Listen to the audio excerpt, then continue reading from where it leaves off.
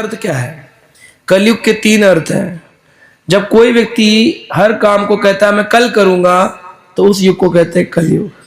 अगर हम आपसे कहें भजन करेंगे, बोले प्रभु जी कल से करेंगे। तो जो चीज कल करी जाती है उस युग का नाम है कलयुग। आज कुछ भी नहीं करते हैं, कल करते हैं।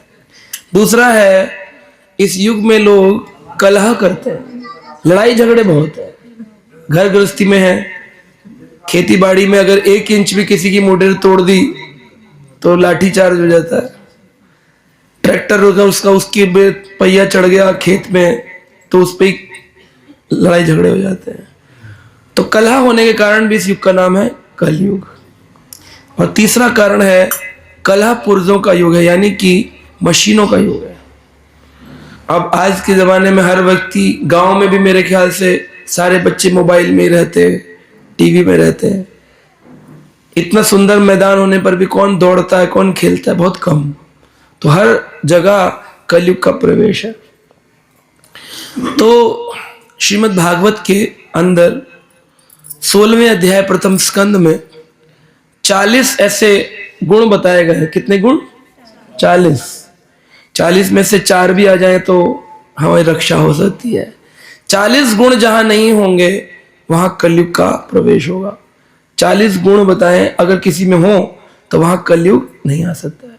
चाहे कितना ही कलयुग का प्रकोप आ जाए, लेकिन सब आनंद ही आनंद होगा अगर ये 40 गुण आ जाए। क्या गुण है? थोड़ा एक बार हम लोग सब पढ़ेंगे। बोलिए, सत्यम, शौचम, शांति, त्यागः, संतोष, आर्जवम, शमो, दमः, तपः, सम्यम, तितिक्षौ, क्षुत्रम, ज्ञानम, विरक्तिर, शौर्य, तेजो, बलम, स्मृति, स्वतंत्रयायम, कौशलम, कांतिर्धैर्यम, मार्दमेव च। तो ऐसे 40 गुण वर्णन किए गए हैं। सत्यम, शौचम, दया, शांति, त्यागा, संतोष, आर्जवम, शमो, दमस्तपः, सम्यम, तितिक्षोपरतिः, श्रुतम, ज्ञानम, विरक्तिर, ऐश्वर्यम, शौर्यम, तेजो, बलिर्स्मृतिः, स्वतंत्रायम, कौशलम, कांतिधैर्यम, मार्दवेवम च। तो ऐसे गुण, अनेक दिव्य गुण हैं। अगर किसी में ये गुण आ जाए तो जीवन बहुत अच्छा कट सकता है। पहला गुण है सत्यम, सच बोलना चाहिए। तो हम लोग सच बोलते हैं कलयुग में? कहाँ सच बोलते हैं? अगर हम लोग किसी काम से कहीं गए होंगे घूमने फिरने और गांव में कोई सत्संग हो और पड़ोसी बुलाने आए कि आज सत्संग है, चलेंगे? सत्संग में चलेंगे? तो कहते हैं नहीं नहीं, हमारे पेट में दर्द बहुत हो रहा है। क्या पेट में दर्द हो रहा? नहीं नहीं, घूमने जाना है ना, और पता चल गया तो गांव में बेइज्जती होगी, इसलिए क्या बोल दो? झूठ बोल दो। एक छोटा सा बच्चा था, उसके घर में उसके पिताजी अंदर ही थे। अब ज्यादातर झूठ कब बोला जाता है? जब लोन का जीवन होता है, उधारी का जीवन होता है, तो बहुत झूठ बोला जाता है। एक मुनि हुए हैं भारत में, उनका नाम था चार्वाक मुनि। चार्वाक मुनि कहते थे, ऋणम कृत्वा घृतम पीबेत यावत् जीवे सुखम जीवे। जब तक जियो सुख से जियो। अगर ऋण लेकर के उधारी पे घी पीना पड़े तो पियो और मस्त जियो। आज लोग उसी पे जीते हैं, ट्रैक्टर उधारी पे, खेत उधारी पे, खेत बंटवारी पे। जैसे भी करके मैं सुखी रहना चाहता हूँ, घी पीना चाहता हूँ। ऋणम कृत्वा घृतम पीवेत यावत् जीवेत सुखम जीवेत। जब तक जिएंगे सुख से जिए। लेकिन ये चार्वाक मुनि भक्त नहीं थे, इसलिए उन्होंने ऐसी सिद्धांत दिया। आज सारी दुनिया लोन पे झूठ बोलती है। जब कोई लेने आएगा पैसे जिससे उधार लिया है, क्या घर पे नहीं है जी, बाहर गए जी, ये क्या है? झूठ है। झूठ के सहारे जिनका जीवन है। तो एक बच्चा था, वो घर में था, पिताजी से कोई पैसे लेने वसूली वाला आया। बोले जी पैसा लेने के लिए वसूली वाला आया है, बोलो पिताजी को बुलाओ। अंदर आके पिताजी से बोला, पिताजी बाहर कोई आए हैं। कहा कह दो पिताजी घर पे नहीं है। बच्चा आया, कहता है अंकल जी पिताजी कह रहे हैं वो घर पे नहीं है। तो बेचारा बच्चा तो सीधा है, लेकिन जब वो अपने बड़ों को गलत करता हुआ देखता है तो उसके अंदर वो संस्कार जागृत हो जाते हैं। हमको ऐसा लगता है स्कूल भेजेंगे, कॉलेज में भेजेंगे तो सब कुछ ठीक हो जाएगा, वो ठीक नहीं होगा। सारा ज्ञान बच्चे का कब बनता है? जब वो छोटा होता है। 2 से 3 साल की उम्र में उसका लगभग सारा दिमाग तैयार हो जाता है, और दुनिया सोचती है 3 साल के बच्चे को पता ही क्या है। सन 1984 में मैं लगभग 4 वर्ष का था। उस काल में पूर्व प्रधानमंत्री इंदिरा गांधी का वध हुआ था। तो उस समय जो वातावरण भारत का था, लोगों के बीच में हमले, मारपीट, जलाना, वो सब अपनी आंखों से देखा है, और वो आज भी याद है। कोई बोले अरे छोटे से बच्चे, वो थोड़ी याद रहता है, सब याद रहता है। वही संस्कार होते हैं। तो गर्भ में जब बच्चा है और जब पैदा हो गया तब से लेकर के अंत तक जितना भी हम बड़े होकर के ज्ञान लेते हैं वो केवल 10% ज्ञान है। 90% ज्ञान 5 साल की उम्र से पहले बन जाता है। उसके बाद जो कॉलेज में पढ़ा, स्कूल में पढ़ा, वो केवल 10% ज्ञान है। 90% कहां बन गया? 5 साल से पहले। आपने जितना सीख लिया यही आपका जीवन है। आपने जितना सीख लिया, आप जो सीखोगे वो खाली जोड़ेगा उसके ऊपर, लेकिन ज्ञान नहीं है। किसी घर में मांस खाया जाता है तो उसको कब खाने की आदत पड़ती है? 5 साल के बाद या पहले? हमेशा के लिए आदत पड़ जाती है। अभी यूपी में यूपी की भाषा, हरियाणा में हरियाणा की भाषा, बंगाल में बंगाल की, रशिया में रशिया की, कब सीखता है? 5 साल के बाद, 5 साल से पहले। सारा ज्ञान 5 साल के अंदर बन जाता है। तो आज प्रभु जी की पुत्री का जन्मदिन है, तो ये अच्छा आयोजन है कि जन्मदिन के दिन आजकल अंग्रेजी सभ्यता आ गई है, केक काटते हैं और मोमबत्ती बुझाते हैं। आपके भी बुझाते हैं कि नहीं? बुझाने लग गए गांव में भी? अरे बता, क्या समाज हो गया हमारा कि लोग गांव में भी मोमबत्ती बुझा रहे हैं। घर के चिराग से कह रहे हैं चिराग बुझा दे।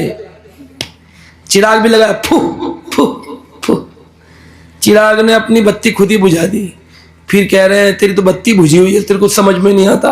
आए कैसे? माता पिता ने खुद ही बत्तियां बुझवाई, ताली बजा बजा, हैप्पी बर्थडे टू यू, फू फू फू।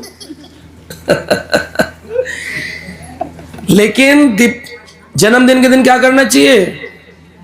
दीपक जलाना चाहिए कि बुझाना चाहिए? तो जलाते नहीं आप लोग, मोमबत्ती बुझवाते हो।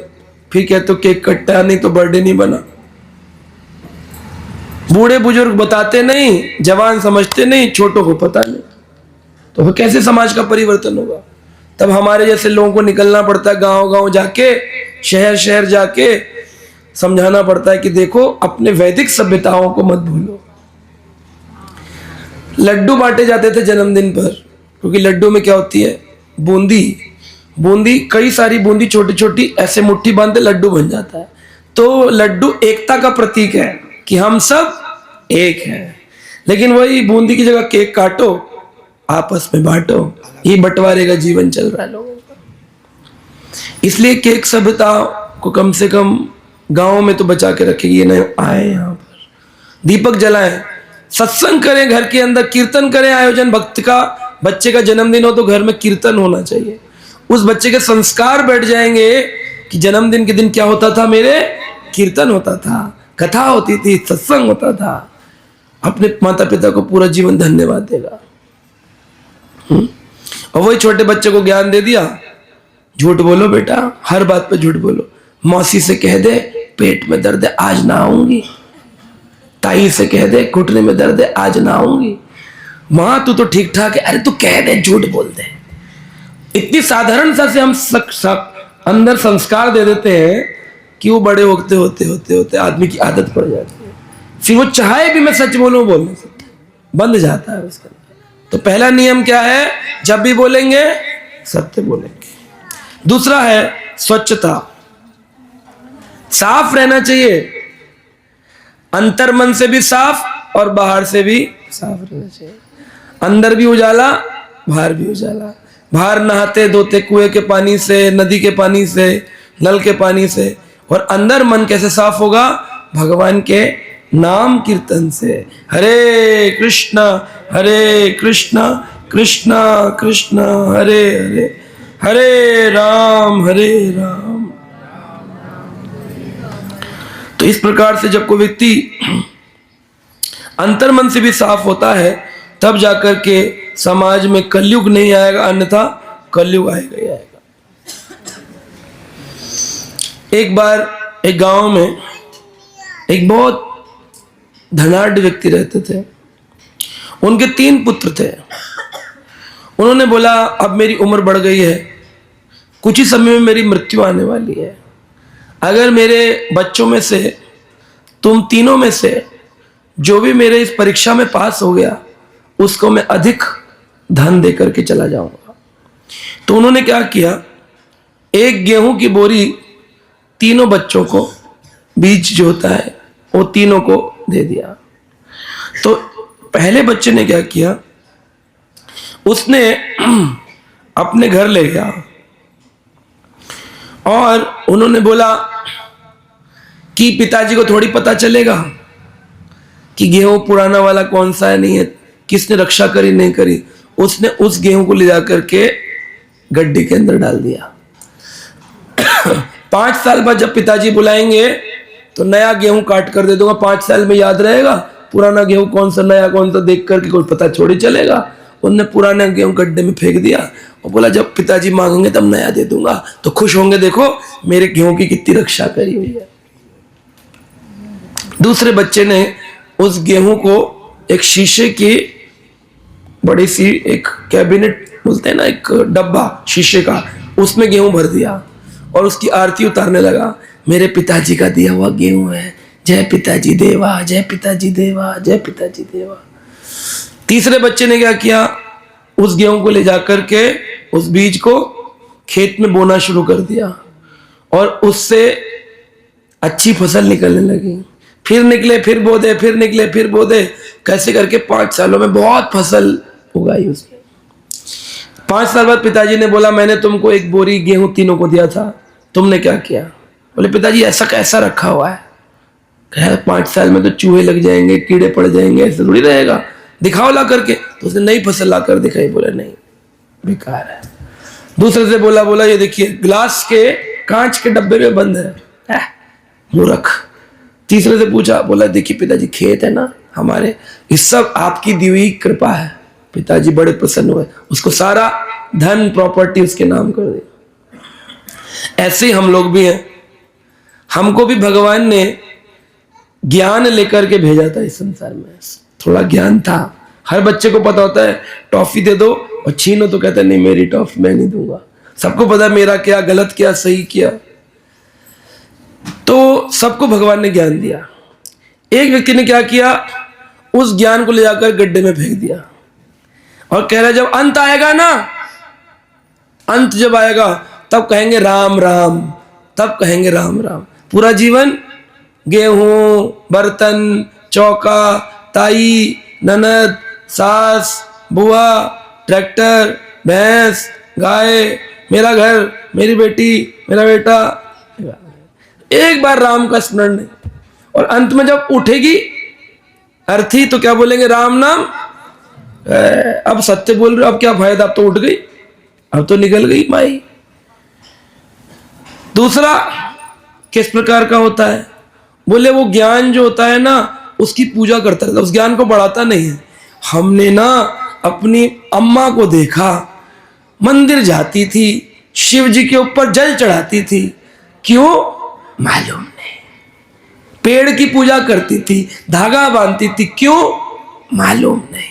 वो ज्ञान जो आया उसको डब्बे में बंद किया और पूजा चालू हो गई। उतने जितना ज्ञान लेके पैदा हुआ उतने ज्ञान में खत्म। तीसरा, ज्ञान को बोया और बो करके ज्ञान को वृद्ध किया, बड़ा किया और पूरे खेत में ज्ञान ही ज्ञान फैल गया। ऐसा ज्ञान। अब बताओ तीनों में कौन समझदार है? जिसने ज्ञान को गड्ढे में डाल दिया, जिसने जितना ज्ञान लिया उतनी पूजा करी, या जिसने अपने ज्ञान को बढ़ाया? कौन समझदार था? बढ़ाने वाला। तो आज हम यहां पर आपका ज्ञान क्या करने आए हैं? बढ़ाने आए हैं। अगर अभी भी नहीं बढ़ाएंगे तो वह पहले दो में आ जाएंगे, या डब्बे में बंद किया या जो जो सीखा उतने की पूजा कर ली, है ना। तो हमको अपने ज्ञान को वृद्धि करना चाहिए। तो तीसरा उन्होंने बताया लक्षण कलयुग को रोकने का है कि दूसरे के दुखों को सहन न कर पाना। दूसरों के दुखों को, अपने दुखों को तो सहन नहीं कर पाए, समझ में आता है, दूसरों के दुखों को सहन नहीं कर पाना। ऐसी अंदर प्रेम आ जाए कि दो व्यक्ति परेशान हो उसकी मदद की जाए। गांव का तो मुझे पता नहीं आपके यहाँ क्या माहौल है, दूसरों की मदद करते हैं कि नहीं करते यहाँ पर? कि यहाँ पर भी नहीं करते आजकल। दिल्ली शहरों में तो मदद करना बंद कर दिया है। पड़ोसी को पड़ोसी का घर नहीं पता होता, मृत्यु हो जाती है उसमें भी कोई मदद नहीं करता। आजकल लोग यही प्रश्न पूछते हैं कि अगर किसी की मृत्यु हो जाए और खाना उस घर में तो बनेगा नहीं, सूतक लगा है, तो क्या दूसरे के घर से आएगा? दिल्ली में नहीं आता, यहां आता है। अगर माता 5 दिन अशुद्ध होती है तो क्या दूसरा कोई खाना बना कर देता है कि वो खुद ही बनाती है? बना देते हैं। तो गांव थोड़ा बचा हुआ है अभी, लेकिन शहरों में अभी नहीं होता। शहरों में अपवित्र स्थिति में भी भोजन बनाना पड़ता है उन लोगों को, कहते कोई है ही नहीं मदद करने वाला, कोई नहीं। तो दूसरों की सहायता करना ये गुण है तो कलयुग बच जाएगा, कलयुग नहीं आएगा। चौथा गुण है क्रोध को नियंत्रित करने की शक्ति, गुस्से को वश में करना। ये तो गांव में ज्यादा है, शहर से भी ज्यादा क्रोध गांव में मैंने देखा। लाठियां लग जाती हैं तुरंत तुरंत, कोर्ट केस हो जाते हैं तुरंत तुरंत, है ना। यहाँ तो ज्यादा गुस्सा है, उनको लगता है हमको कोई देख ही नहीं रहा है, कुछ भी कर देते हैं। शहर में लोग डरे हुए रहते हैं, पुलिस है इधर उधर तो डर के रहते हैं थोड़ा ज्यादा। वहां क्रोध को वश में रखते हैं, यहाँ तो क्रोध बहुत ज्यादा क्रोध करते हैं। क्रोध नरक का द्वार है। कामः क्रोधः लोभः तस्मात् एतम त्रियम त्रजेत नरकस्य त्रिविधम द्वारम। तो आत्मा का नाश जो करते हैं वो 3 द्वार नरक के हैं। कौन कौन से? काम, क्रोध और लोभ। लालच, गुस्सा और इच्छाएं, ये 3 नरक के द्वार है। तस्मात् एतम त्रियम त्रजेत, इन तीनों को जीत लिया जिसने, उसकी रक्षा हो जाएगी। जो लालची है, जो कामी है, वो व्यक्ति नरक ही जाएगा, चाहे कितना लिखो हमारे बाबूजी स्वर्गवासी हो गए।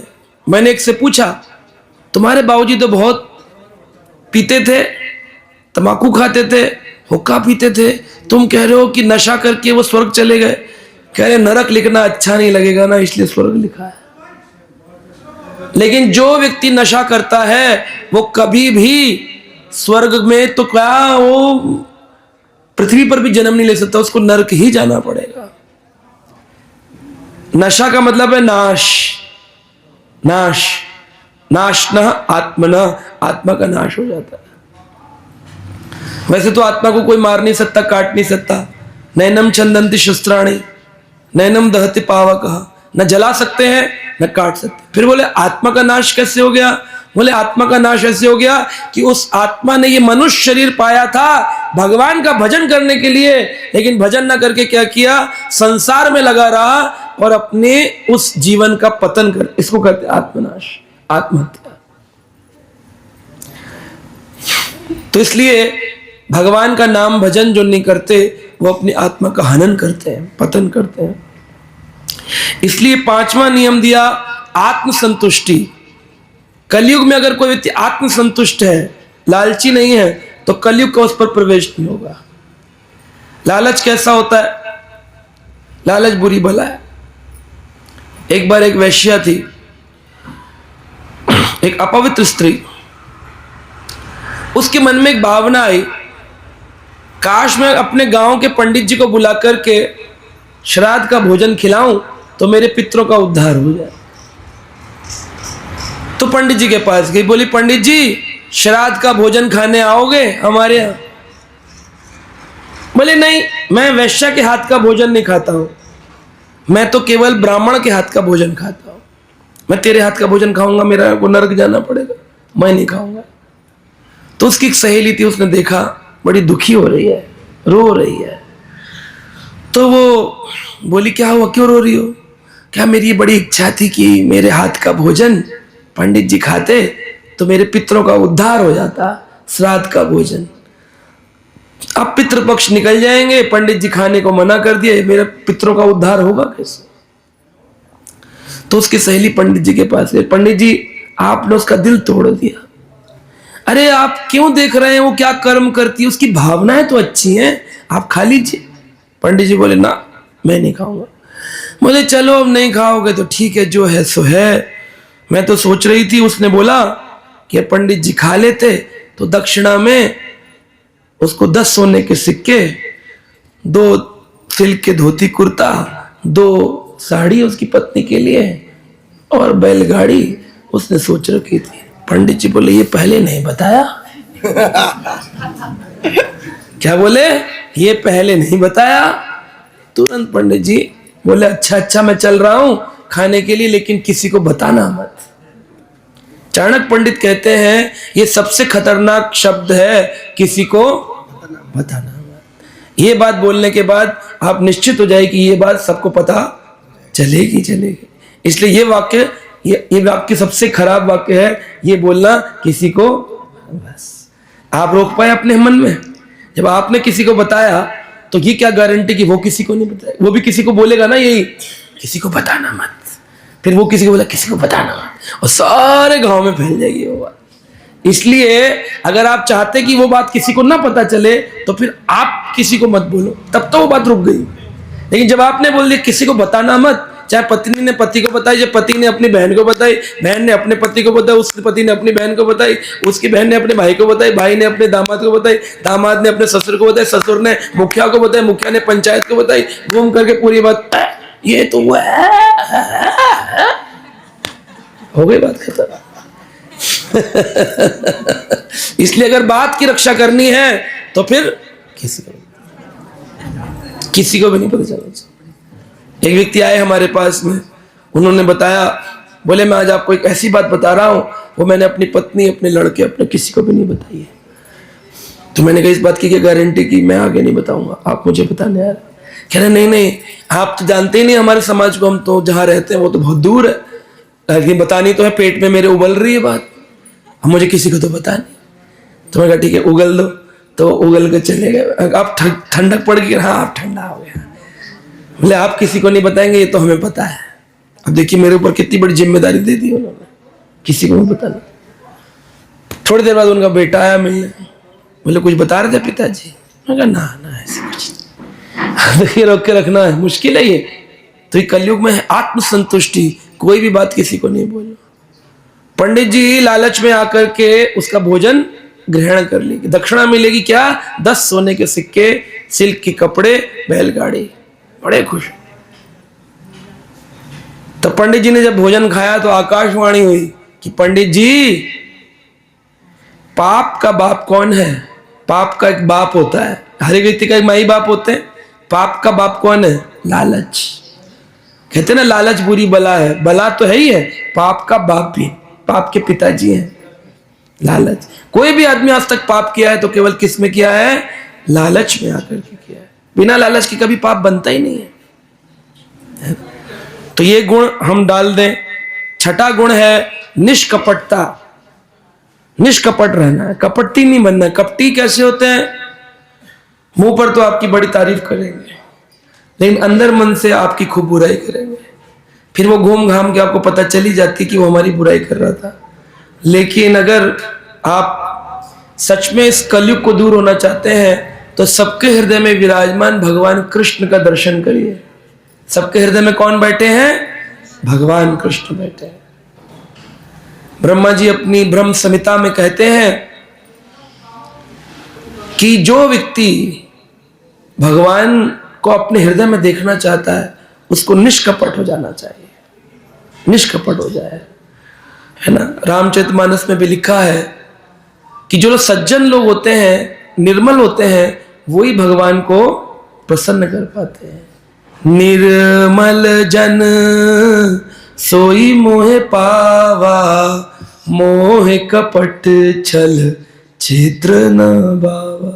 जिनके हृदय में छिद्र है, छेद है, जो कपटी हैं, वो कभी भगवान को प्रसन्न नहीं कर सकते। तो एक सास और बहू दोनों में बड़ा झगड़ा होता था।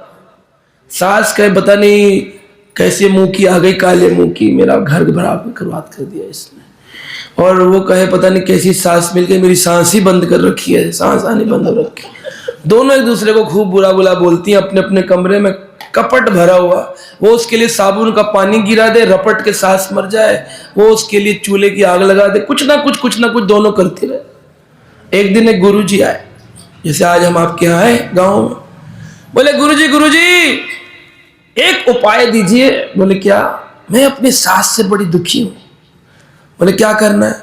बोले उसको जहर देकर मारना चाहती हूँ, कोई ऐसा जहर दे दो कि खाते ही निकल जाए, आज ही खाने में मिला कर दे दो। तो गुरुजी बोले देख बहू, तू आज अगर मिलाकर खिला देगी तो सबको पता चल जाए गांव में, कोई तेरी बनती नहीं कि तू नहीं खिलाया, जेल हो सकती है तेरे को, चेकिंग होगी, पोस्टमार्टम, पता चल जाएगा जहर दिया है, फिर पता चलेगा तूने दिया तो बस तू जेल हो गई। फिर गुरुजी क्या करूं? देख मैं तुझे जहर इकट्ठा नहीं दूंगा, छोटी छोटी पुड़िया में दूंगा। 1 साल तक प्रतिदिन उसके दूध में मिलाकर पिलाती रहे, और साथ में नाटक और कर पैर दबाने का, ताकि उसको ऐसा लगे कि ये तो नहीं कर सकती है, मेरी बहू तो बड़ी अच्छी है, ये नहीं कर सकती। फिर सास भी खत्म, टेंशन खत्म, फिर तू जीना अपने मजे से। जी गुरुजी, जय गुरुजी, जय गुरुजी। अब रोज दूध में मिला के अपनी सास है बेटी तुझ में बड़ा परिवर्तन हो गया, पहले कहती थी टांग तोड़ दूं, अब कहती टांग दबा दूं, इतना परिवर्तन हो गया। टांग दबाए, कपड़े धोए, कपड़े सुखाए। सास भी उसको ले बेटी आज अंगूठी रख ले बेटी आज नथनी रख ले आज चेन रख ले, खूब देन लेन चालू हो गया, दोनों का प्रेम होने लगा। अब साल में सिर्फ 5 दिन रह गए थे, गुरुजी का फिर से सत्संग का शिविर लगा। गुरुजी आए, बहू रोने लगी, बोली गुरुजी एक उपाय है। बता क्या? मेरी सास को मरने में जो आपने जहर दिए 5 पुड़िया रह गई हैं, अब मैं नहीं चाहती कि वो मरे, ऐसा कुछ उपाय करिए कि वो अब बच जाए। गुरुजी बोले ऐसे थोड़ी होता है, जहर पिला दिया तूने इतना 360 दिन उसके पेट के अंदर, अब कह रही बच जाए, अब कैसे निकालूं मैं जहर घुस के अंदर से? नहीं गुरुजी, वो अब मेरा माँ बेटी जैसा प्रेम हो गया है, अब मैं नहीं चाहती कि वो मरे, वो मरेगी मुझे बहुत दुख होगा, कैसे भी करके उसकी रक्षा कर दो। बोले अच्छा जा, रक्षा हो जाएगी, चिंता मत कर। बोले गुरुजी कैसे चिंता ना करूं, जहर तो मैंने ही खिलाया। वो ना बेटी मैंने तुझे जहर दिया ही नहीं था। बोले क्या दिया था? बोले मैंने तुझे चीनी पीस करके दे दी थी, तू मिला के पिलाती रही। तेरी प्रॉब्लम जो थी वो सास बहू की नहीं थी, संबंध की प्रॉब्लम थी, कपटता की प्रॉब्लम थी। कपटता निकल गई तेरे मन में से तो देख तेरा संबंध अच्छा हो गया, अब तू उसे मारना नहीं चाहती। जा, तेरी सास की लंबी आयु होगी, चिंता मत कर। तो इसलिए जीवन में निष्कपट रह करके सबके हृदय में भगवान का दर्शन, तो आप देखेंगे न सास बहू का दिक्कत, न दामाद ससुर का दिक्कत, न पति पत्नी का दिक्कत, सारी दिक्कत, न भाई भाई की दिक्कत। कहाँ होता है दिक्कत? जब हम उनके हृदय में भगवान को न देखकर उनको अपना दुश्मन मान लेते हैं, है ना। फिर आगे बताया छठा, 7वां है मन की स्थिरता। मन की स्थिरता, मन को स्थिर रखना चाहिए। मन बड़ा चंचल है। भगवान कृष्ण से अर्जुन ने भगवान से पूछा कि हे कृष्ण, इस संसार में मैं वायु को वश में कर सकता हूं, लेकिन मन मेरा वश में नहीं होता है। चंचलम ही मना कृष्णा प्रमाति बालभद्रदम तस्याम निग्रह मन्या वायुरेवं सुदुष्करम। मैं वायु को वश में कर सकता हूं, लेकिन वायु से भी दुष्कर कार्य क्या है? मन को वश में कर लेना। मन कभी दिल्ली, कभी बंबई, कभी अमेरिका घूमता रहता है, यहाँ बैठे बैठे ही आपका मन पूरे गांव की परिक्रमा लगा के लौट आएगा। वहां भैंस बंधी हुई थी, वहां गाय खुली हुई थी, वहां ट्रैक्टर खड़ा था, आज मैंने खाना ये बनाया, आज शाम को दामाद जी आने वाले हैं, आज गुरुजी भी आ गए, आज तो बड़ी दिक्कत हो गई, आज का इतना मन घूमता है, यहाँ बैठे बैठे घूम जाए। मन बहुत तेज गति से चलता है, कैसे वश में करें? भगवान कहते हैं इस बात में कोई संशय नहीं कि मन को वश में करना बहुत मुश्किल। असंशयम महाबाहु मनः दुर्निग्रहम चलम, लेकिन अभ्यासेन तो कौंतुवे वैराग्येन च गृह्यते। संस्कृत में कहा है गीता के अंदर, अभ्यास करोगे, थोड़ा वैराग्य करोगे तो जीवन में आप अपने मन को वश में कर सकते। एक आदमी था, उसके पास एक चिराग मिला उसे। चिराग समझते हैं क्या होता है? चिराग, चिराग क्या होता है? दिया, दिया समझते हैं, रोज लगाते भगवान के आगे दीपक। वो दिया मिला उसको रास्ते में पड़ा हुआ, उसने देखा, बोला बड़ा काला है, जैसे घिसा उसमें से एक जिन निकल आया। जिन समझते हैं? जिन, भूत, जिन निकल आया बड़ा। बोला क्या हुक्म है मेरे आका? बोले तुम मेरा हुक्म पूरा करोगे? बोले हाँ, जो घिसता है वही मेरा आका होता है, गुरु होता है। बोली क्या करना है? बोले जाओ मेरे घर की मरम्मत कर दो, बड़ा टूटा फूटा मकान हो गया, बहुत सालों से सोच रहा हूं, धन नहीं है। तुरंत आया जिन, 1 मिनट में उसने घर को रंग रोगन करके तैयार कर दिया। बोला अब क्या करूं, क्या हुक्म है मेरे आका? बोला अरे इतनी जल्दी कर दिया? देखा, बोले हाँ, अब क्या करूं? बोले अभी सोचता हूं। जल्दी बोलो वरना मैं तुझे खा जाऊंगा। खा जाएगा?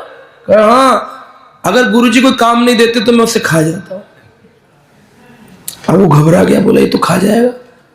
बोला अच्छा जा, मेरे खेत जो पड़े हैं सारे खेतों में बीज बो दे, हल चला दे।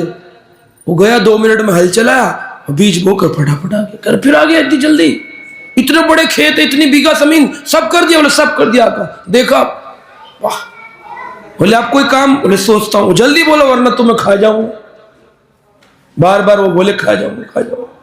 अब ये दुखी हो गया, जो काम बोले 2 मिनट में हो जाओ, ये आगे आगे और पीछे पीछे जिन। कहां जाए? तो एक साधु जा रहे थे, हरे कृष्णा कृष्ण कृष्ण हरे हरे, हरे राम राम राम हरे। साधु जा रहे थे गांव से, तो उसने पूछा भागते भागते, भाग रहा था, गुरुजी गुरुजी गुरुजी मेरे पीछे जिन पड़ा। कहे किसका जिन है? कहते है तो हमारा ही, लेकिन हमारे पास काम नहीं है इसको देने के लिए, जो काम दो तुरंत करके लौट आता। क्या करूं इसको, कैसा काम दूं कि ये जाए भी ना और मेरे वश में भी रहे? गुरुजी बोले बड़ा आसान। बोले क्या करूं? बोले इधर बुलाओ उसको, बोलो एक खंबा है गांव में, खंबे पे ऊपर चढ़े और नीचे उतरे, ऊपर चढ़े नीचे उतरे, ऊपर चढ़े नीचे उतरे। बोले जब जरूरत होगी तो उसको खंबे से बोला इधर ये काम कर दो। फिर बोले क्या करूं? बोले ऊपर नीचे करते रहो। तो कहीं ना कहीं उसको काम मिल गया, ऊपर नीचे ऊपर नीचे ऊपर नीचे। बोले वाह गुरुजी, ये तो आपने अच्छी बात बता दी। अब जब भी उसको काम होता बोला था जिन इधर आओ, जाओ भैंस को नहला लाओ। वो नहला धुला के चरा के लौटा ला था। और फिर जब बोलता अब क्या करूं, तुम्हें खाऊंगा? बोले नहीं नहीं, खंबे पे चढ़ जाओ, ऊपर नीचे ऊपर नीचे। तो ऐसे ही ये जिन कौन है? हमारा मन है। ये मन अगर किसी काम में नहीं लगा तो खाली दिमाग शैतान का घर, वो हमें ही खाता है। सारी दुनिया में जितनी बीमारी है वो सारी मन की बीमारी है। शरीर में दर्द है वो तो है ही है, लेकिन उसमें और बड़ा दर्द होता है, वो पूछने ना आई, वो देखने नहीं आया है। देख ले हम चल के गए इतनी दूर, तेरी मामी आई तो ना है, तेरा मामा देख कैसे बदल गया। ये मन जो है ये ज्यादा दुख दे देता है। तो बोले क्या करें? बोले इसलिए स्वामी प्रभुपाद जी ने ये एक खंबा दिया है, अपने मन को इसमें यहां से चढ़ा करके यहां तक लाना है, फिर यहां से चढ़ा के यहां तक ले जाना है। और जब भी मन को हटाकर कोई काम करना हो तो काम कर लिया, और फिर बोले मन खाली हो गया अब क्या करें? बोले हरे कृष्णा कृष्णा कृष्णा हरे हरे, हरे राम राम राम। बस मन आपका लग गया किसी सेवा में भगवान की, तो मन शुद्ध भी होगा, मन भागेगा भी नहीं, है ना। और जब जरूरत होती तो मन कहीं ना कहीं लगा सकते हो आप। तो इस प्रकार से अपने मन की स्थिरता अगर हो जाए तो कलयुग के अंदर भी आप सत्युग का दर्शन कर सकते हो। 8वां नियम बताया, इंद्रियों का संयम करना। हमारी जो इंद्रियां हैं ये संयमित रहनी चाहिए। आंखें टीवी देख रही हैं। अब मैं देखता हूं कई गांवों में, पीछे में भी झारखंड गया था भागवत करने, वहां के मुख्यमंत्री भी हमारे कार्यक्रम में आए थे। तो हम लोग बड़े बड़े कार्यक्रम करते हैं, लेकिन कभी कभी प्रेमी भक्त बुलाते तो हम गांव के छोटे कार्यक्रम भी करते हैं, लेकिन विशेष करके हमारे कार्यक्रम बड़े कार्यक्रम। तो मुख्यमंत्री अभी दिल्ली की भी आने वाले हमारे कार्यक्रम में 10 तारीख को, और अभी झारखंड के मुख्यमंत्री आए थे भागवत कथा में।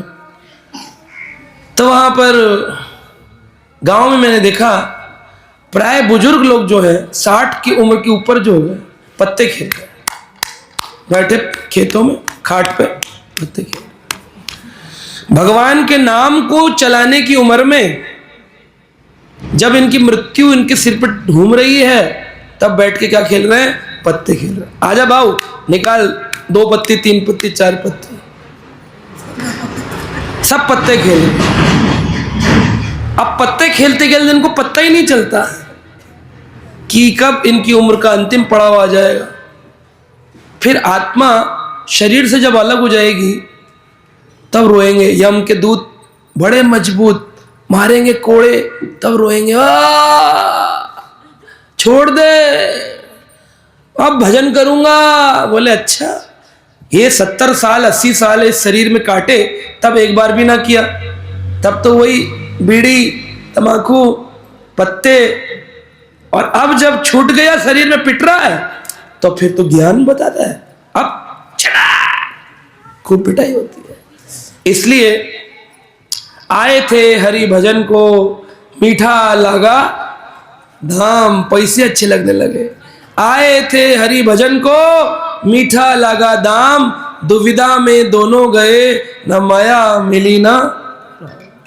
इसलिए जब तक जीवन है राम को पाना है, इंद्रियों को संयमित रखो, भगवान की सेवा में लगाओ।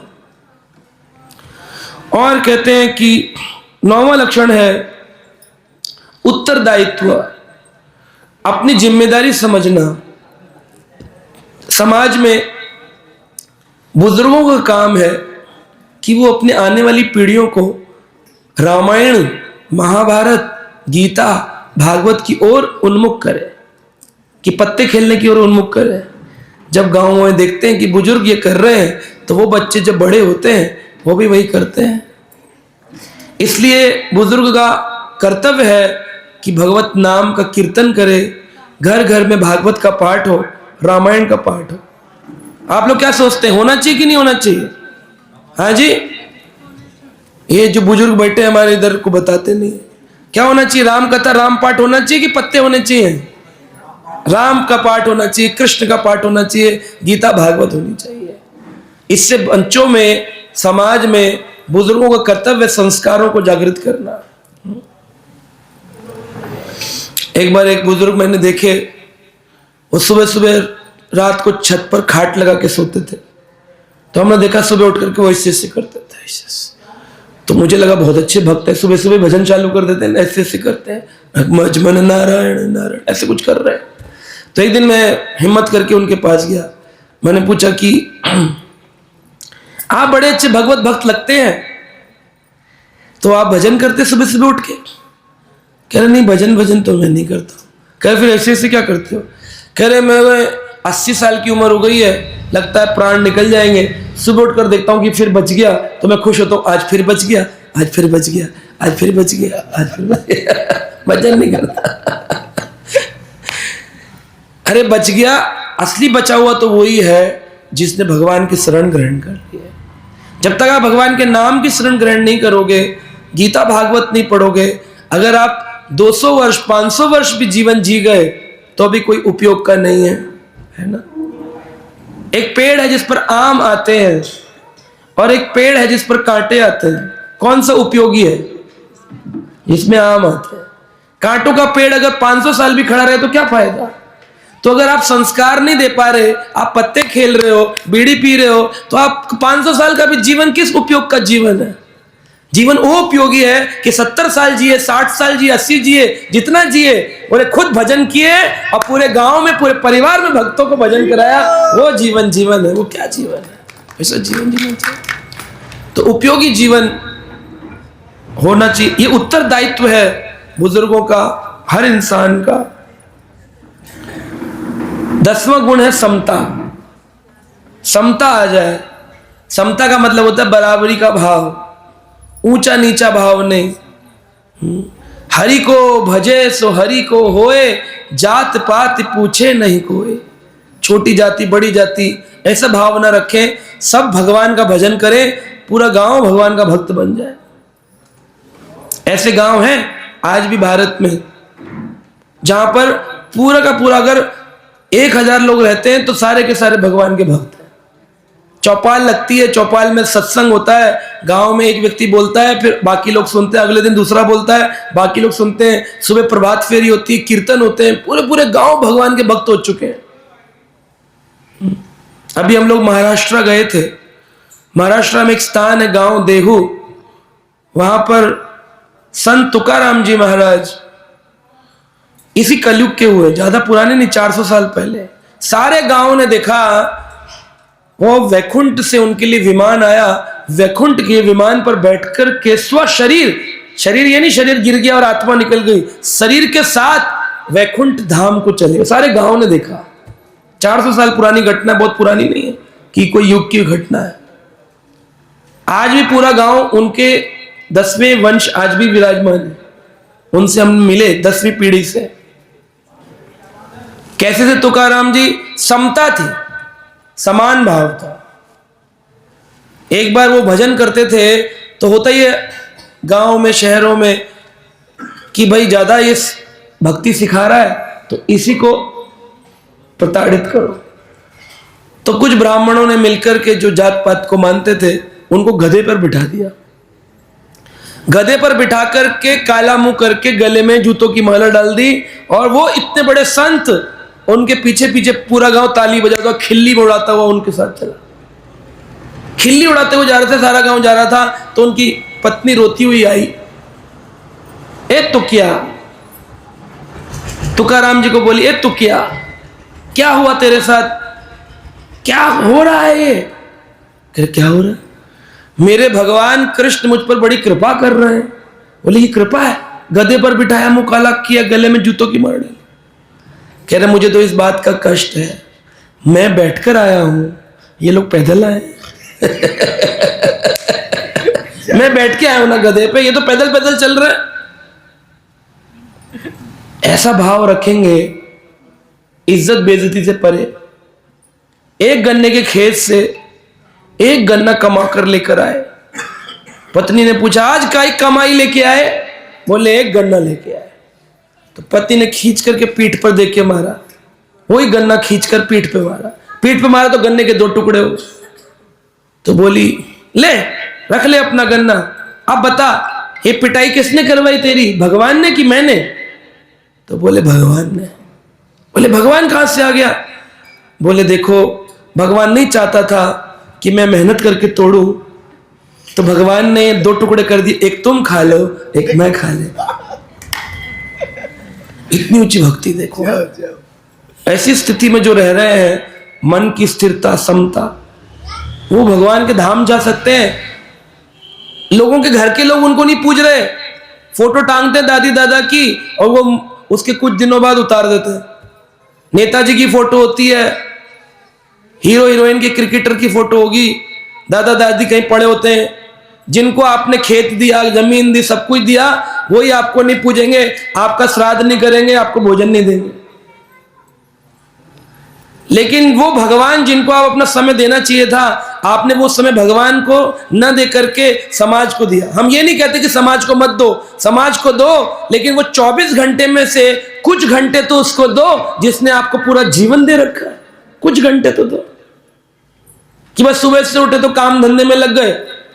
लोग बोलते हैं हम तो गृहस्थी हैं ना। अरे हम भी गृहस्थी हैं, तुकाराम भी गृहस्थी थे, शिवजी भी गृहस्थी हैं, पांडव भी गृहस्थी थे, उनके भी बच्चे थे, परिवार थे। भजन करने के लिए छोड़ करके बाबा जी बनने की जरूरत नहीं होती है। जिधर रहते हो ग्रह थाके बना थाके सदा हरि बोले डाके। घर में रहो, वन में रहो, सदा भगवान का नाम लेते रहो, तो घर में ही तीर्थ बन जाएगा। क्या बोलो? हरे कृष्णा कृष्णा कृष्णा हरे हरे, हरे राम राम राम हरे। 11वां गुण है सहनशीलता। सहनशीलता होनी चाहिए। 12वां गुण है समदर्शिता। 13वां गुण है आज्ञाकारिता। 14वां गुण है ज्ञान। कौन सा ज्ञान? अब लोग सोचते हैं बीए एमए कर लिया, पीएचडी कर ली, बड़ा सम्मान होता है गांव में, डॉक्टर साहब पीएचडी कर ली। लेकिन क्या कोई बड़ा डॉक्टर, प्रधानमंत्री, मुख्यमंत्री, मुखिया जब शरीर छोड़ करके दूसरा जन्म लेगा, अब घर में बच्चा तो आता है, वो आत्मा कहां से आ रही है? कोई ना कोई बुजुर्ग मरा, उसकी आत्मा निकली, तब वो आत्मा बच्चा बन के आपके घर में आई। मानते हैं कि नहीं मानते हैं? तो जब वो बच्चा आता है, क्या उसको याद होता है कि मैं पहले डॉक्टर था? भूल गया ना? ज्ञान खत्म हो गया ना? नष्ट हो गया कि नहीं? बहुत बड़े डॉक्टर थे, लेकिन अब मर के बच्चा बन गए, तो फिर क्या याद रहता कि मैं डॉक्टर था? फिर से वही ए बी सी आ ए पढ़ना पड़ा। तो अगले जन्म तक कोई ज्ञान नहीं जाता है, लेकिन एक ज्ञान जाता है। कौन सा? भगवान का ज्ञान। छोटा सा बच्चा भगवत नाम बोलता है, कीर्तन करता है। हमारे 2 बेटे हैं, जन्म हुआ, जिस दिन से बोल रहे हैं, सिखाना नहीं पड़ता है, हमें बस समय ही नहीं है सिखाने का। पूरी संस्कृत के श्लोक याद है, स्तुतियां याद है, अष्टक याद है। कैसे याद हो गए? कोई जीवात्मा थी जिसने अपने पूर्व जन्म में भजन किया, लेकिन भजन पूरा नहीं हुआ, इसलिए जन्म हुआ। ऐसे परिवार में हुआ जब मां की गर्भ से ही भजन शुरू हो गया, है ना? तो आपके घर में अगर कोई मदिरा पान कर रहा है, सिगरेट पी रहा है, इन नया थोड़ी सीखा है, पिछले जन्म से सीख किया है, इस जन्म में बस उसको आगे बढ़ा है। आज भी आपने अगर इसको नहीं रोका, इस गलत कर्मों को, तो अगले जन्म में जाएंगे, और जो ज्ञान लिया है वो नष्ट हो जाएगा। लेकिन भक्ति का ज्ञान ऐसा है ना, ये अविक्रम नाशवस्ति प्रत्यवायो न विद्यते सुअल्पम अप्यस्य धर्मस्य त्रायतो महितो भया। महान भय से आपकी रक्षा कर लेगा। भगवान कृष्ण की शरण में जो जाते हैं, उनको जो ज्ञान मिलता है, वो ज्ञान होता है आध्यात्मिक ज्ञान। 90% लोगों की तो समझ में ही नहीं आता। उनको लगता है शरीर, दुकान, मकान, जमीन, यही बल काम आता है। लेकिन जब बात आती है कुछ काम करने की, तो लोग बोलते हैं मनोबल से काम करो। किससे करो? मनोबल, मन का बल। मन का बल ना तो कसरत करने से आता है, मन का बल ना तो जमीन जोतने से आता है, मन का बल ना तो भैंस को निलाने से आता है, मन का बल ना तो फैक्ट्री लगाने से आता है। मन का बल कैसे आता है? मन का बल केवल भजन करने से आता है। दशरथ महाराज थे, 10 रथों को हाँक लेते थे अकेले, बड़े बलशाली थे। तभी तो राम जी उनके घर में आए। तो उनका भजन कैसा था? दशरथ जी भजन निष्ठ थे, तो उनके घर में रामचंद्र भगवान ने अवतरण लिया। और अगर आप भजन नहीं करेंगे, तो आपके घर में क्यों भगवान आएंगे? जिनके घर में तुलसी नहीं है, जिनके घर में भगवान का विग्रह नहीं है, जिनके घर में मांस मदिरा का सेवन होता है, वो व्यक्ति तो सीधे नरक का ही द्वार है। वो जीते जीते ही नरक में ही है, बाकी तो छोड़ी। तो इसलिए प्रयास करना चाहिए कि हमारे जीवन में घर में सुबह उठते ही आरती हो, पूजा हो, फिर अपना काम धंधा करें, शाम संध्या काल में फिर परिवार मिले, बैठकर 10 मिनट आधा घंटा भजन करें। क्योंकि जो भी यहां संसार में लोग हैं, वो छूट जाने वाला है। जाएगा तो केवल भगवान का नाम। जब कोई व्यक्ति भारत से दूसरे देश जाता है तो पानी खरीदने के लिए भी दूसरी करेंसी समझते हैं, नोट, दूसरे धन का उपयोग होता है। मैं एक बार दुबई गया था, मेरे पास दुबई की करेंसी नहीं थी, दिरहाम नहीं था। पानी पीने के लिए प्यास लग रही थी, रुपया दिया, वो कहते नहीं हमारी करेंसी दीजिए। पानी पीने के लिए आपके पास रुपया नहीं। सोचिए, इसी पृथ्वी के एक इलाके से दूसरे इलाके जाने के लिए धन की आवश्यकता हो, दूसरा धन चाहिए। वो धन काम में नहीं आता जो आपने कमाया है। तो जब आप शरीर छोड़ करके भगवान के धाम जाएंगे तो वहां कौन सा धन चलता है? भगवान के नाम का धन चलता है। वो बोलेंगे नाम जप करता था, बोले नहीं, बोले प्यास लगी है, एक कोड़ा खाया। बोले क्यों मारा? बोले तूने भगवान का नाम भजन नहीं किया, नाम भजन नहीं करता इसलिए तुझे कोड़ा खाना पड़ता है। बोले प्यास लगी है, बोले यहां नहीं मिलेगा कुछ पानी वानी, पानी खरीदने के लिए यहां की करेंसी देनी पड़ेगी। भगवान के धाम में भगवान की करेंसी चलती है। ना अमेरिका का डॉलर चलेगा, ना ऑस्ट्रेलिया का चलेगा, ना दुबई का चलेगा, ना जापान का चलेगा। और बड़े दुर्भाग्य की बात है, जब हम विदेशों में जाते हैं, एक अमेरिकन माता पिता मेरे पास आए, मुझे बोले हम चाहते हैं कि हमारा बच्चा कुछ दिन भारत के किसी गांव में रहे, क्या आप व्यवस्था करवा सकते हैं? मैंने क्यों? बोले हम चाहते हैं गांव के संस्कार हमारा बच्चा भारतीय गांव के संस्कार सीखे। अमेरिका, न्यू जर्सी से आए थे। बोले जितना धन लगेगा हम लगाने को तैयार हैं, केवल इसको गांव में रख दीजिए। और पता चलता गांव में मैं जाता हूं, बोलते प्रभु जी आप तो विदेशों में जाते रहते हैं, बच्चे को थोड़ा ले जाइए कहीं बाहर छोड़ दीजिए, पढ़ लिख लेगा। गांव वाला विदेश जाना चाहता है, विदेश वाला गांव आना चाहता है। यानी ना तो विदेश में सुख है, ना तो गांव में सुख है। अगर सुख होता तो ये वाला वहां नहीं जाता, वो वाला यहां नहीं आता। तो गांव में इतना सब कुछ होने के बाद, इतना सुंदर वातावरण, इतने सुंदर खेत, इतने अच्छे लोग, केवल कहां गलती है? भगवान का भजन नहीं कर रहा है। पहले तो यही नहीं पता भगवान कौन है, फिर भगवान को कैसे पाया जाए, पाने का रास्ता क्या है, और फिर पाने की विधि पाने के बाद उस विधि का मनन स्मरण चिंतन करें तो आगे बढ़े कुछ बात। तो यहां पर बताया सहनशीलता, समदर्शिता, आज्ञाकारिता, ज्ञान, इंद्रिय भोग से अनासक्ति, नयत्वम, बहादुरी, प्रभाव, असंभव को संभव बनाना, कर्तव्य पालन, पूर्ण स्वतंत्रता, कार्य कुशलता, सौंदर्यता, धैर्य, दयालुता, ऐसे लक्षण जिसमें आए वो व्यक्ति कलयुग के असर को खत्म कर सकता है। हर बात पे लोग यही कहते हैं जी कलयुग है, ये तो होना ही था, कलयुग है, ये तो होना ही था। लेकिन कलयुग आपके ऊपर असर नहीं कर, एक कवच बन जाएगा भगवान का नाम जप करने से। तो आप लोग क्या सोचते हैं, होना चाहिए कि नहीं भगवान का नाम? कितने लोग हाथ खड़ा करिए, भगवान का नाम जपना चाहिए। हाँ, सबको जपना चाहिए भगवान का नाम। बड़ा सरल सा मंत्र है, हरे कृष्ण कृष्ण कृष्ण हरे हरे, हरे राम राम राम।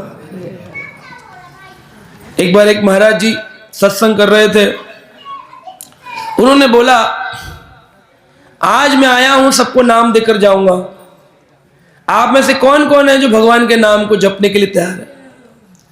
सारे लोग तो तैयार हो गए। एक बैठा था, जैसे अभी भी कुछ लोगों ने हाथ खड़ा नहीं किया, एक बैठा था वहां पे, बोला हम नहीं जपेंगे। बोले क्यों, आपको तकलीफ है भगवान से? बोला नहीं, भगवान से कोई तकलीफ नहीं है, टाइम नहीं है महाराज, बिजी बहुत है, प्रधानमंत्री से ज्यादा हम बिजी हैं, हमारे ऊपर बड़ी जिम्मेदारी है। काम क्या करते हो? अजी हमारी दुकान है, बनिए। अच्छा, दुकान है। कोई तो वक्त होता होगा जब आप भगवान का नाम जप सकते हैं। नहीं, कोई वक्त नहीं, कभी खाली नहीं होते। सुबह 8 बजे आ जाते हैं और रात के 11 बजे तक दुकान में रहते हैं। घर जाते हैं, भोजन करते, सो जाते हैं, सुबह उठते हैं, फिर नहा धो के घर आ जाते हैं। कोई टाइम नहीं। सोचिए कोई तो होगा। तो सोचने लगा, बोला हाँ एक टाइम है। कौन सा? जब मैं टॉयलेट जाता हूं उस समय मेरे गुसल खाने के अंदर मैं फ्री होता हूँ, बैठा रहता हूँ इसी सीट के ऊपर, मल त्याग कर रहा हूँ, उस समय फ्री रहता हूँ। तो ब्राह्मण देव बोले बड़ा जिद्दी आदमी है, पूरे टाइम में जो ऐसा टाइम निकाल के लाया है जो एकदम खराब टाइम है। आप बोले नियम तो दिलवाना है, ले ले बेबा, ले ले ले, वही नियम रख ले। गुरुजी ने उनको कृपा करके, अब वो जब जाता टॉयलेट में बैठ जाता अपनी सीट के ऊपर और बोलने लगता राम राम राम राम।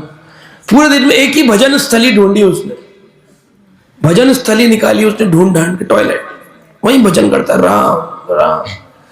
इतना राम नाम का पक्का हो गया, प्रतिदिन का नियम था, खाली बैठा बैठा राम राम करता। हनुमान जी गुजर रहे थे, हनुमान जी ने देखा कहीं से बड़ी जोरदार आवाज आ रही है, बड़ा निष्ठ भक्त है, ढूंढे। हनुमान जी ने त्रिकालदर्शिता से देखा एक गुसल खाने टॉयलेट में बैठा मल त्याग करते वक्त राम राम बोल रहा है। हनुमान जी बोले धत तेरे, कैसा पापी पाखंडी है, पूरे दिन में इसको यही टाइम मिला है भगवान का नाम जपने का। हनुमान जी ने एक लात उठाई और खींच करके बनिया की पीठ पे मारी। जैसे ही मारी वो बैठा रहा आराम से, राम राम, कुछ नहीं हुआ, टस से मस नहीं हुआ। हनुमान जी अपने पांव देखे, बोले अरे हमारे पांव में बल खत्म हो गया, हिला ही नहीं बनिया। हनुमान जी इस प्रश्न का उत्तर पूछने के लिए भगवान के धाम साकेत धाम में गए। वहां भगवान राम बैठे थे, ऐसे कर रहे थे, बड़ा दर्द हो रहा है। हनुमान आए, जय श्री राम, रामचंद्र जी भगवान की जय हो। राम जी बोले आओ आओ हनुमान आओ। बोले हनुमान जी ने प्रश्न किया, बोले भगवान समझ नहीं आया, सारे दुनिया के दुखों को दूर करने वाले श्री राम आज कैसे दुख पीड़ा में आ गए, क्या दर्द है आपके कमर पकड़ के बैठे। कह रहे आज एक धूर्त ने हमारी पीठ में लात मारी, पीठ में लात मार दी आपके। अरे 10 मौली दशानन रावण जिसने तीनों लोक पकड़ लिए, उनको आपने ऐसे खत्म कर दिया। वो रामचंद्र भगवान की पीठ में कौन दुरात्मा आकर लात मार गया, मुझे बताइए, अभी उसका सिर खंड खंड कर दूंगा। राम जी बोले छोड़ो ना, जाने दो, करने नहीं, बताओ। अरे जाने दो, बताओ बताओ बताओ कौन है, अभी खत्म करता हूं। बोले तुम ही हो हनुमान। हनुमान बोले मैं प्रभु, मैं आपका उत्तम भक्त निकृष्ट कार्य कैसे कर सकता हूं। नहीं नहीं प्रभु, मैंने नहीं किया, आप मुझे बताएं। राम जी बोले तुमको नहीं पता हनुमान, जब भी कोई व्यक्ति मेरे भगवान मेरे नाम का उच्चारण करता है, मैं उसका आलिंगन करके बैठ जाता हूं। आज वो बनिया जब भगवान नाम बोल रहा था तो मैं उसका क्या कर रहा था, आलिंगन करके बैठा था, गले लगा के बैठा था। तुमने जब पीठ पे लात मारी उसके, तो किसके लगी, मेरी पीठ पर लगी, उसको थोड़ी लगी। ये भगवान नाम जपने वाले के ऊपर सोचिए कितनी सरल विधि है कलयुग में। कलयुग केवल नाम आधारा, सुमिर सुमिर नर उतर ही पारा।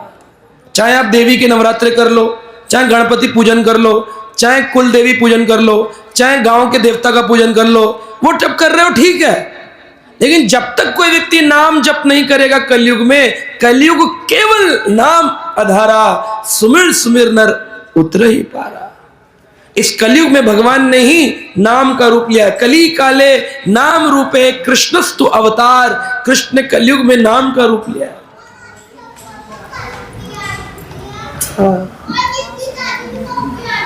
वह काम जो राम नहीं कर सकते वो उनका नाम कर सकते। लोग बोलते हैं ना, अरे राम जी नहीं आएंगे क्या, कलयुग बढ़ गया, कृष्ण जी नहीं आएंगे कलयुग बढ़ गया।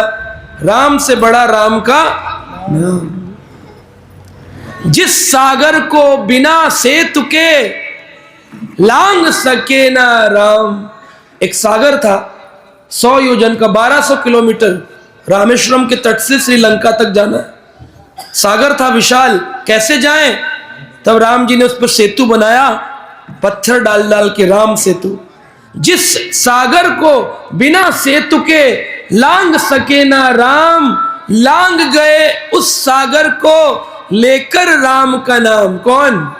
हनुमान। भगवान का नाम ही तो बोला था, जय श्री राम, और पार चले। तो आपको भी अगर ये संसारी सागर पार करना है तो क्या तरीका है? नाम लेना पड़ेगा।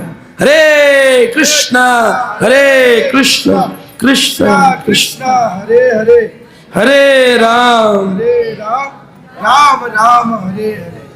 ये भगवान का नाम सरल विधि है। कलयुग में बहुत बड़ी तपस्या करने की आवश्यकता नहीं है। लोग बोलते ध्यान केंद्र खोलेंगे जी, ध्यान लगाएंगे, तपस्या करेंगे, व्रत करेंगे, वो सब में वो फल नहीं है जो नाम का फल है। अच्छा, नाम तो बहुत लोग जपते हैं। लोग बोले अरे ये तो बड़ी सरल विधि, हमने टीवी में देख रखा है, राधे राधे राधे राधे बोलो, कहाँ शाम चले आएंगे। ऐसे नहीं होता है, ये नाम नहीं है। कलयुग का नाम मंत्र क्या है? हरे कृष्ण कृष्ण कृष्ण हरे हरे, हरे राम राम राम हरे। और कोई मंत्र नहीं है। बोले किसने दिया? स्वयं राधा रानी ने यह मंत्र लाकर दिया।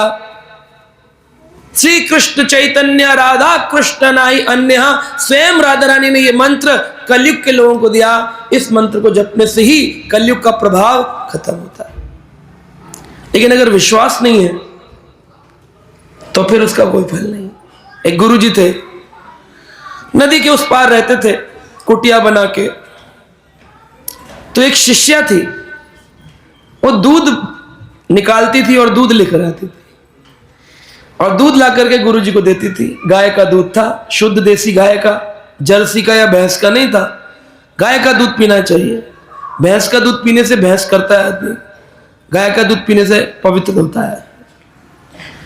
अब वो दूध लेकर आती गुरुजी की सेवा में, गुरुजी ठाकुर जी का अभिषेक करते और दूध का चरणामृत सबको बांटते। एक दिन गुरुजी ने एक मंत्र दिया, हरे कृष्ण मंत्र दिया। बोली गुरुजी ये मंत्र सब कुछ है? बोले सब कुछ है बेटी, इससे उत्तम कोई मंत्र नहीं है, सारे मंत्र इसमें समावित हैं। अच्छा गुरु, क्या ये मंत्र मेरी सारी इच्छाएं पूरी करेगा? बोले इच्छा जीते जी संपूर्ण इच्छाओं की प्राप्ति और अंत में मृत्यु उपरांत परम गति की प्राप्ति होगी। वाह वाह वाह, जय हो गुरुजी, जय हो जय हो। प्रसन्न हो गए। एक दिन गुरुजी बोले इतने तुम शिष्य बनती हो, मंत्र लिया है, आती हो 6 बजे दूध देने। अरे हम सुबह पूजा करते हैं 5 बजे, सुबह सुबह आया करो। गुरुजी नाव नहीं मिलती है, नाव वाला 6 बजे आता है तो मैं आती हूं 6 बजे। अरे तुम तो हो ही धूर्त पापी लोग, क्या करना है? गुरुजी बोले तुम्हें मंत्र दिया है ना, मंत्र की इतनी शक्ति है, पांव रखो पानी के ऊपर चल जाओ। वो सच में गुरुजी? बोले हाँ। अच्छा गुरुजी ये पहले नहीं पता था हमको। उसने मटका दूध का भरा, अगले दिन सुबह 4 बजे सिर पे रखा और गुरु जी का स्मरण करते हुए पानी पे पांव रखा नदी में। हरे कृष्णा कृष्णा कृष्णा हरे हरे राम राम राम। आ गई, पार आ गई। ठक ठक ठक ठक ठक ठक ठक ठक। गुरु जी सो रहे थे। गुरुजी, अरे कौन? मैं आपकी शिष्या, सुबह सुबह कैसे आ गई? बोले गुरुजी कल आपने मुझे गुप्त ज्ञान दिया कि प्रभु के नाम में इतना बल है कि पानी पे चल सकते हैं। मैं चली और इस पार आ गई। गुरुजी बोले अच्छा ऐसा भी हो सकता है? उन्हीं को विश्वास नहीं हुआ। कर एक बार और चलकर दिखा। गुरुजी पहले दूध तो ले लीजिए, दूध ले लिए, रख दिया। अब आए, बोले गुरुजी आप मेरे गुरु हैं, आप आगे आगे चले, मैं पीछे पीछे चलूं शोभा देता है। मैं आपके आगे चलो लोग क्या कहेंगे, देखो अभी अभी शिष्य बनी और गुरु से आगे आगे चल रही, तो इसलिए आप आगे चले। अब गुरु तुम चल के दिखाओ, तुम चलो तो हम पीछे पीछे चले। नहीं गुरुजी आप आगे चले। गुरुजी को विश्वास ही नहीं, हो कैसे गया ऐसा चमत्कार? सारा गांव आ गया, इतनी सुबह हो गई, 6:30-7 बज गए, सारा गांव देख रहा है। सारे गांव में हाँ गुरुजी चलिए चलिए, गुरुजी आप चलिए।